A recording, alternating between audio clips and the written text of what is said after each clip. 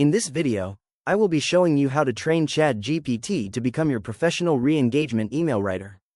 Let's get started. I'm starting here on the ChatGPT home screen, and I have my prompts already prepared in a separate text file to keep things organized. First, I need to establish a clear persona and set of rules for the AI to follow.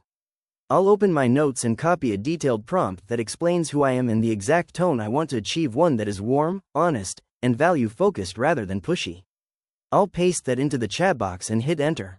As you can see, ChatGPT acknowledges the instructions and breaks down the principles it will use, like rebuilding trust and offering real value to the subscribers.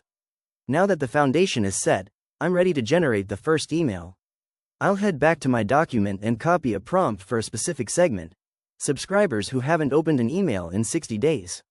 I want this message to include a helpful tip and a soft invitation to reconnect. I'll paste that into the message bar, and the AI immediately generates a friendly draft with a low-pressure subject line.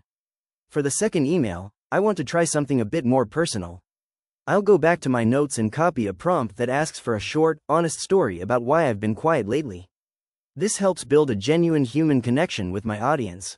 Once I paste this into ChatGPT, it creates a relatable narrative that transitions perfectly into an offer for a free resource.